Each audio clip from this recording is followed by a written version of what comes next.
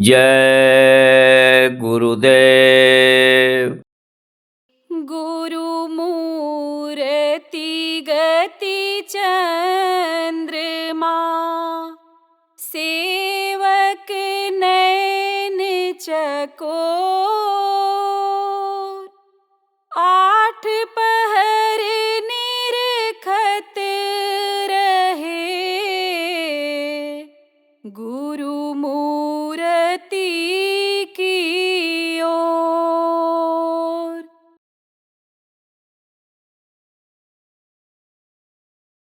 सतगुरु प्यारे तेरा नाम, जो जन सिमरे हो भव पारे। सतगुरु प्यारे तेरा नाम, जो जन सिमरे हो भव पार। सतगुरु प्यारे तेरा नाम, जो जन सिमरे हो भव पार। सतगुरु प्यारे तेरा नाम, जो जन सिमरे हो भव पार। जिसके मन में बसता नाम, चंचल मन भी हो विश्राम।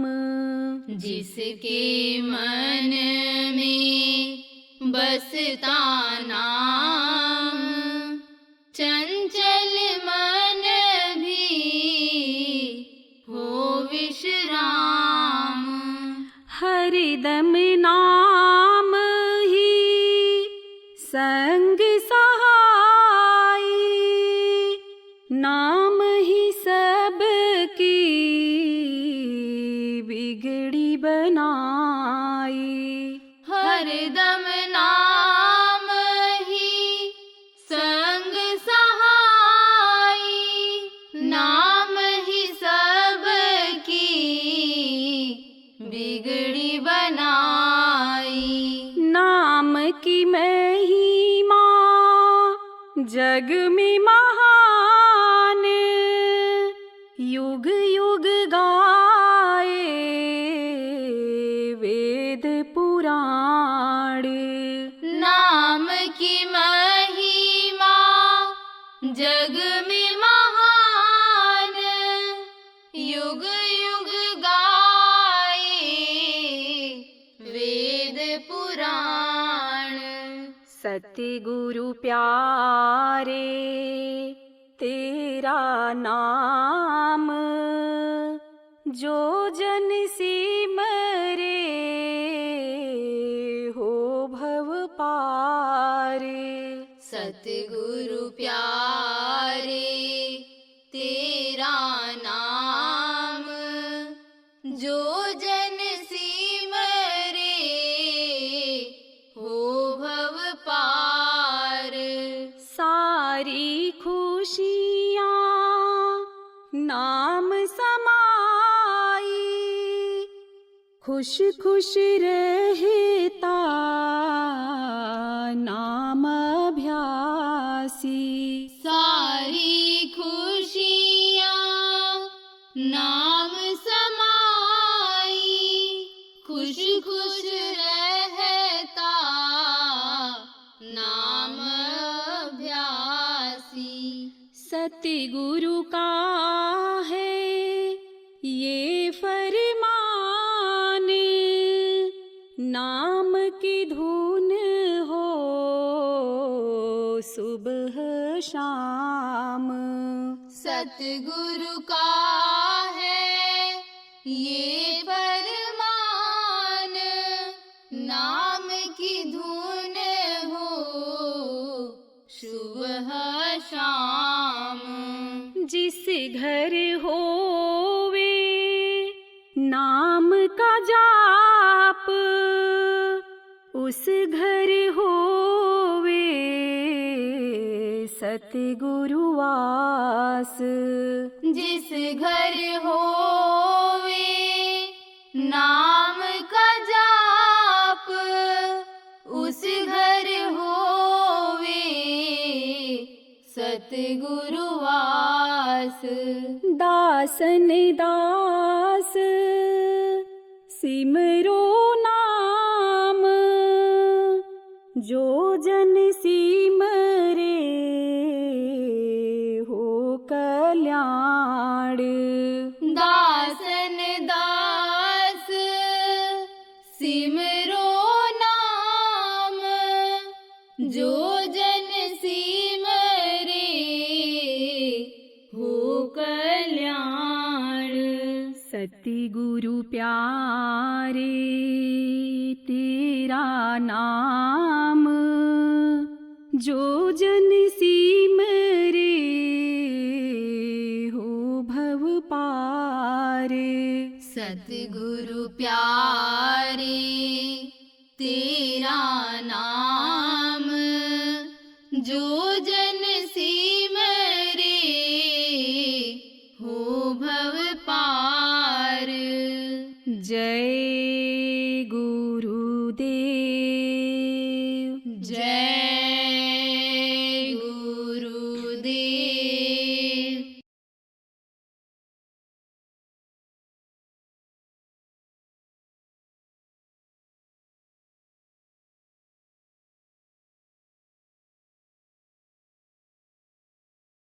कि गृहस्थ आश्रम की तकलीफ कैसे जाए।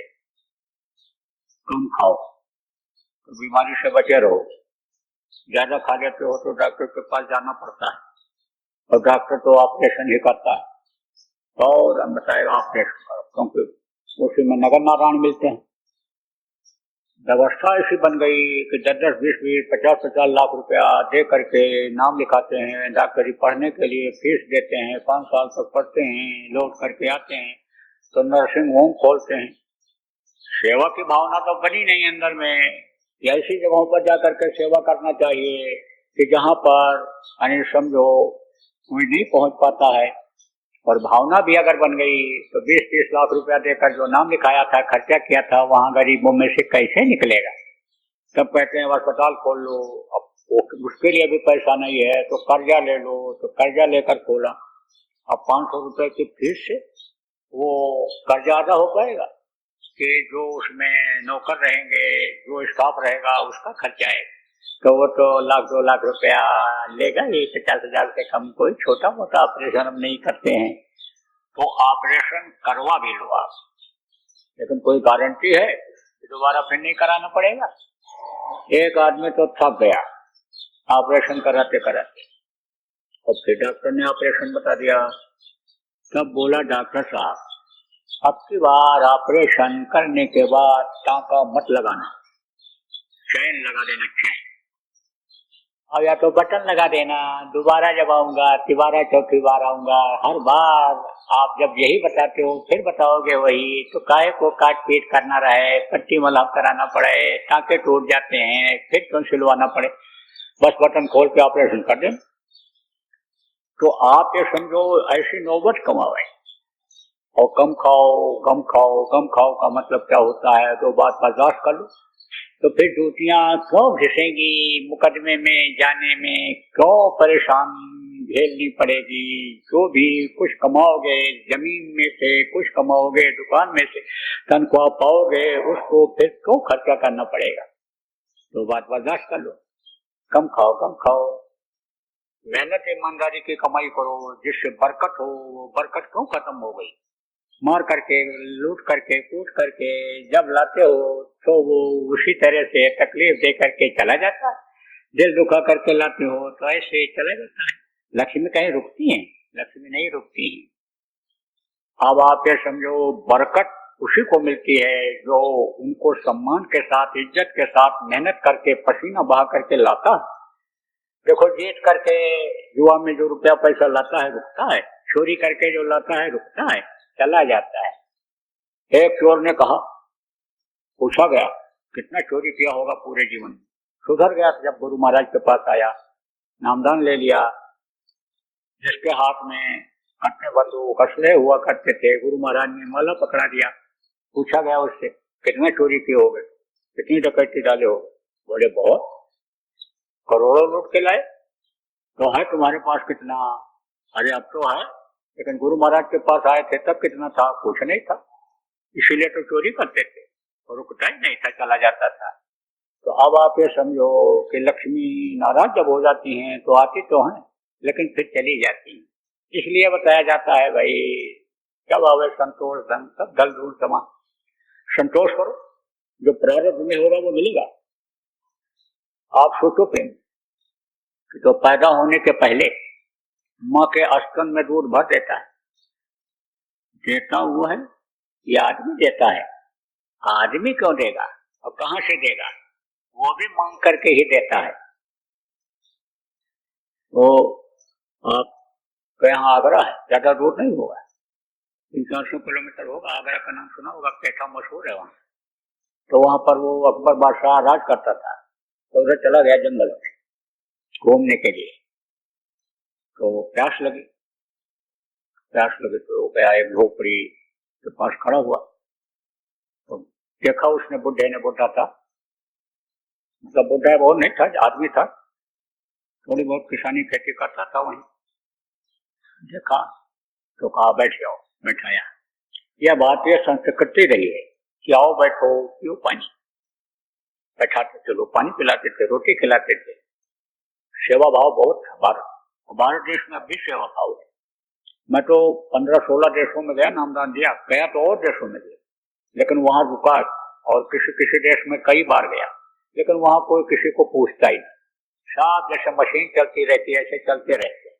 बगल में कौन रहता है, ऊपर कौन रहता है, नीचे कौन रहता है, कुछ किसी को पता नहीं। तो आप ये समझो, यहाँ पर जो प्रेम इखलाक और सेवा है अभी है, वो विदेशों में नहीं है, पहले बहुत ज्यादा थी। आप समझो, रोटी बना करके देखो, बुढ़े लोग ले जाते थे मटके में पानी लेकर, बैठ जाते थे जहाँ से लोगों का आना जाना रहता था, और बोला बोला करके रोटी खिलाते थे, पानी पिलाते थे।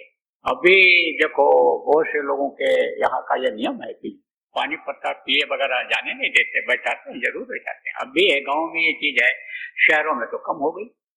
तो आप ये समझो कि बैठाया और पानी पिलाया, फिर देखा कि भोजन का समय है, तो इसको भूख लगी होगी, पूछ रहे भाई भोजन?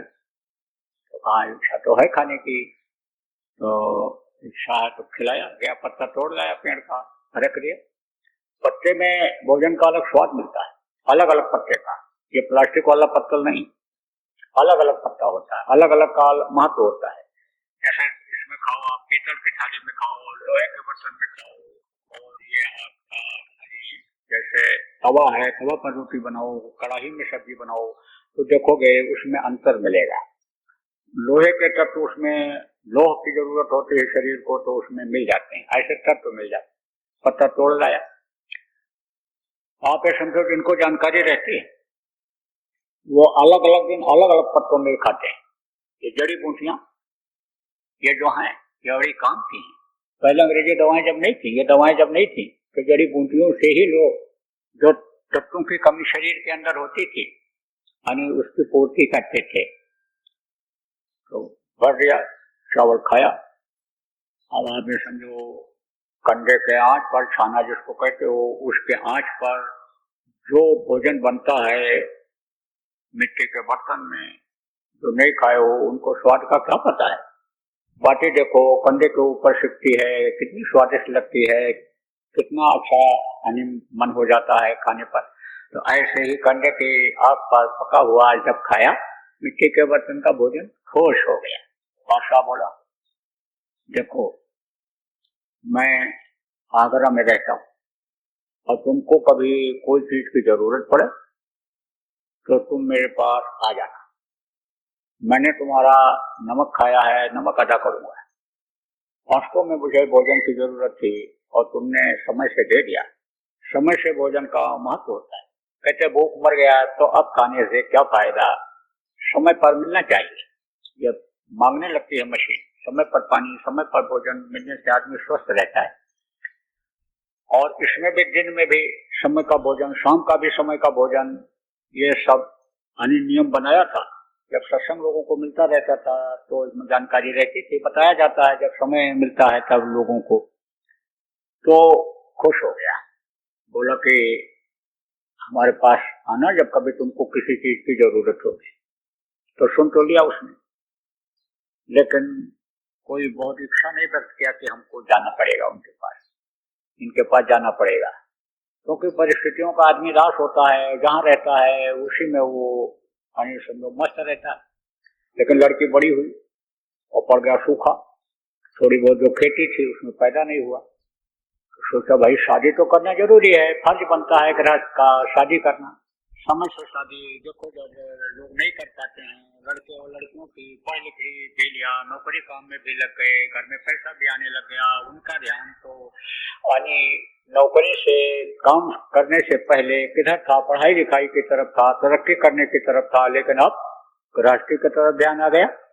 तो जब गृहस्थी लोगों की देखने लग गए, कमाई देखने लग गए, कहाँ लगा रहे हैं, औरत पर लगा रहे हैं, पति पर लगा रहा है भाई, और परिवार पर, परिवार के विकास के लिए लड़के लड़कियां सोचने लगते हैं। तब शादी जब नहीं होती है, नहीं करते हैं, तो अपने मन का कर लेते हैं।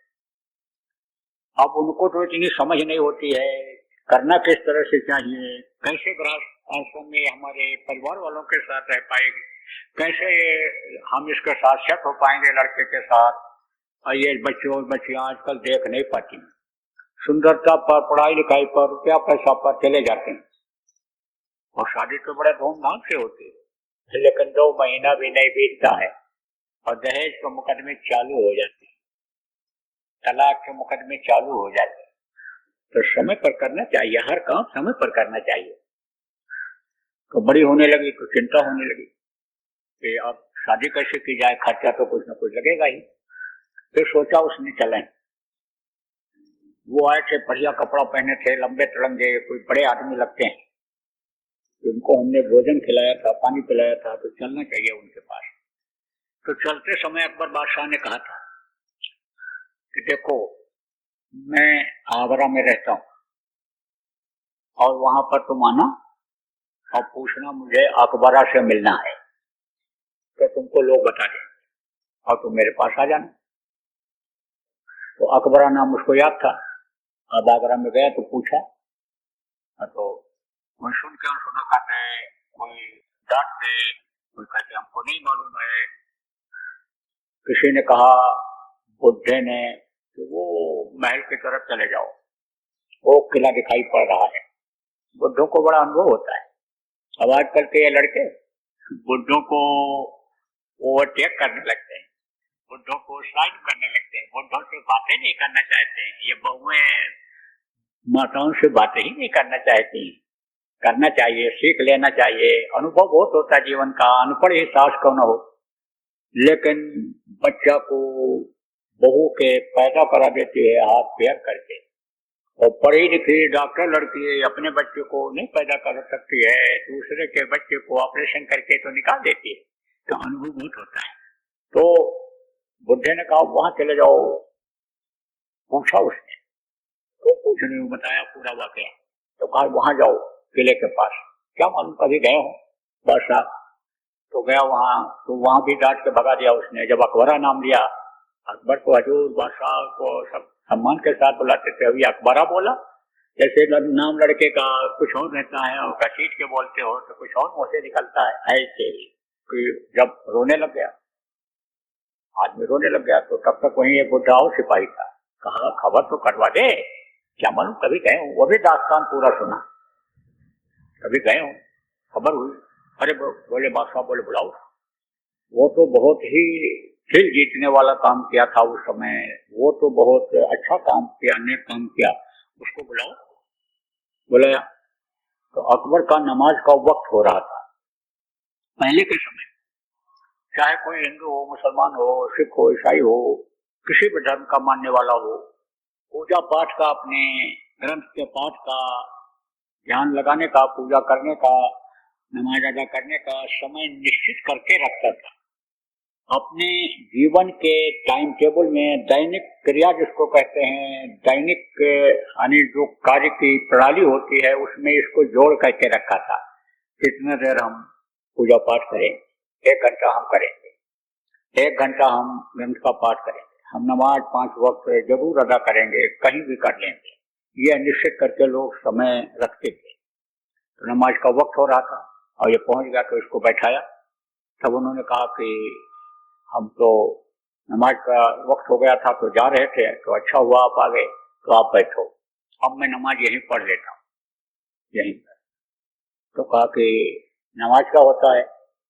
तो कहा कि पूजा, पूजा जिसको तुम लोग कहते हो वो होता है। तो कहा अच्छा कर लो। अकबर भाई कोई बात नहीं, बैठा रहा।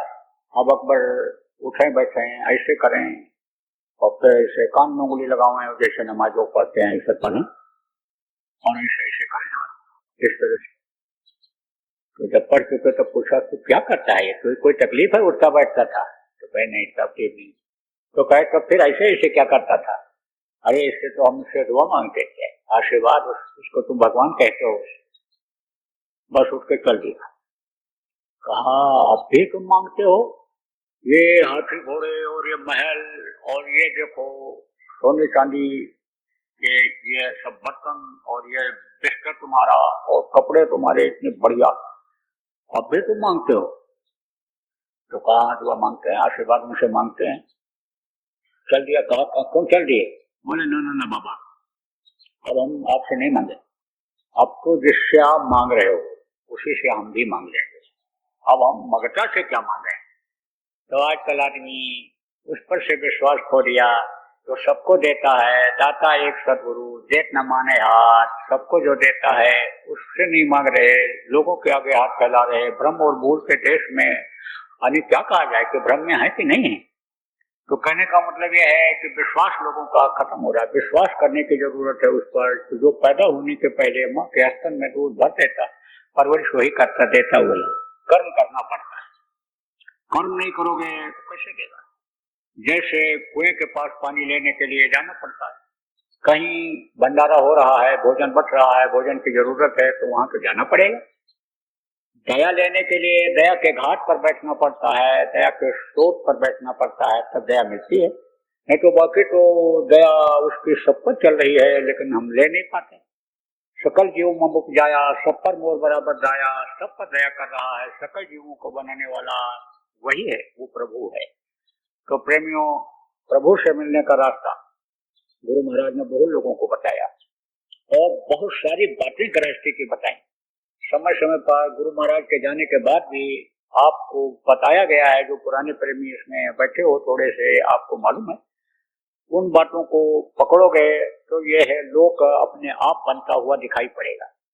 अब परलोक बनाने का रास्ता आपको तो यही बताया जाएगा, आमने सामने ही बताया जाता है।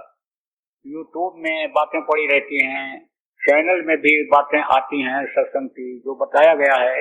लेकिन नामदान, भगवान के मिलने का रास्ता, इसी मनुष्य शरीर में देवी देवताओं के दर्शन करने का रास्ता, अनाथ वेदवाणी, कलमा खुदाई आवाज जिसको कहते हैं, उसको सुनने का रास्ता, उस पर नहीं बताया जाता है। तौहीनी होती है इनकी, बेइज्जती इनकी हो जाती है, नाराज हो जाते हैं ये, इसलिए नहीं बताया जाता है। तो वो तो आमने सामने बैठ करके ही बताना पड़ता है।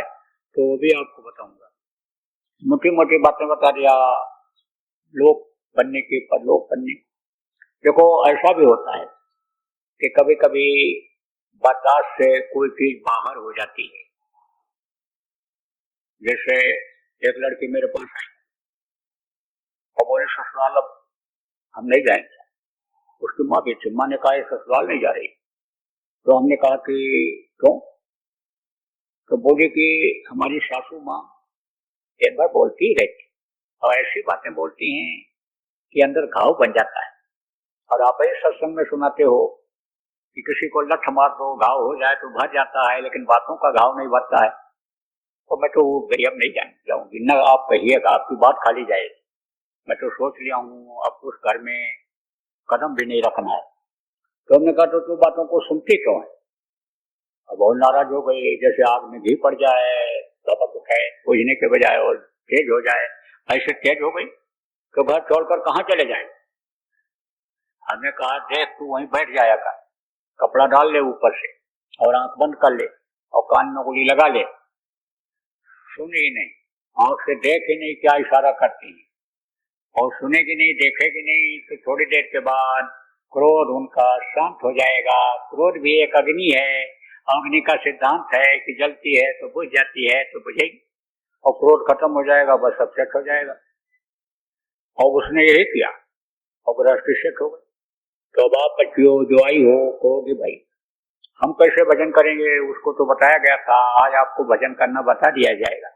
कान में गोली लगाओ, बैठ जाओ, कोई कितना भी गुस्सा करे कुछ नहीं। पुरुष को गुस्सा आवे औरत बैठ जाए भजन पर, औरत को गुस्सा आवे पुरुष बैठ जाए, बाप को आवे बेटे के ऊपर गुस्सा बेटा बैठ जाए, बेटे की गुस्सा बाप पर तो बाप बैठ जाए, तो झगड़ा होगा? कभी भी नहीं हो।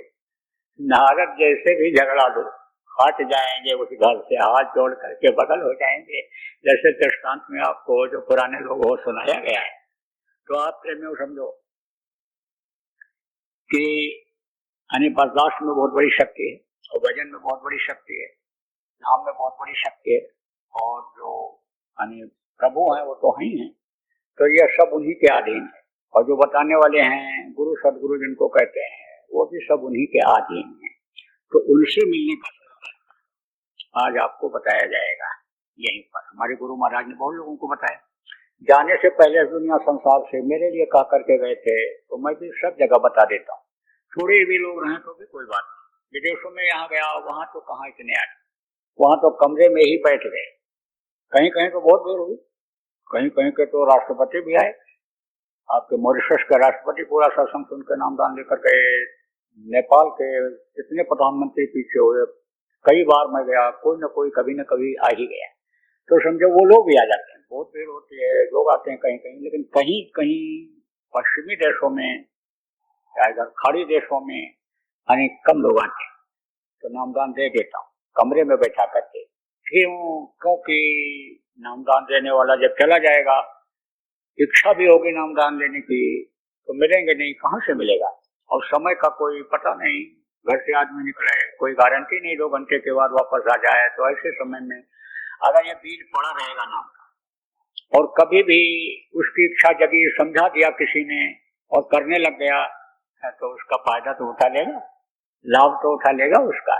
जैसे बीज डाल देते हो सूखे में, बरसात होती है, उग आता है, इसे उगाएगा, तो सूखा भी रहा, कोई समझ भी नहीं पाया संत मत को, क्योंकि ये संत मत है। संत मत ये बाहर से रूखा लगता है, अंतर में सरसता आती है। बाहर से तो ढोल मंजीरा ये जो बजाते हैं आदमी, कीर्तन गाते हैं, उसमें रस मिलता है मन को, और इसमें रस मन जब सूरज के साथ जीवात्मा के साथ जुड़ जाता है, उसको रस मिल जाता है, तो उसी रंग में रंग जाता है। नाम के रंग में रंग जा, मिले तो धाम मिल जाता, तब अपना घर अपना धाम वो मिल जाता है। कांटों पर सोते, पेड़ों पर लटके रहते, बैसाख जेठ के महीने में सिर पर अग्नि रख करके, चारों तरफ अग्नि जला करके पंचाग्नि देते थे पहले, लेकिन तो भी जल्दी ये चीज नहीं मिलती थी। प्रथम जन्म गुरु भक्त का, दूसरा जन्म में नाम, एक जन्म सेवा करवाते थे, दूसरे जन्म में ये देते थे, तो ये चीज मिलती नहीं। और वो दौलत अंदर की आई, आप ये समझो कि मनुष्य रूपा ने लेने के लिए प्रयास किया तो एकदम से बिल्कुल सूख गए थे। लेकिन जब उधर जब उड़ आया, जब शब्द अनेक कानों से सुने और अंदर में जब शब्द आया और उसका जब ताकत उनको महसूस हुआ, तो हृष्ट पुष्ट तन पैर सुहाए, मानो अभी बहुत क्या है। सब ग्रंथ में लिखा भरा पड़ा हुआ है, समझने और सुनने की जरूरत है। अब ग्रंथों को किसने लिखा? महापुरुषों ने लिखा। उतनी योग्यता का कोई मिलेगा तब तो उसको समझाएगा। कम पढ़ा लिखा, 16 दर्जा पढ़े की किताब को क्या समझा पाएगा? यही बात समझ। जय गुरुदेव।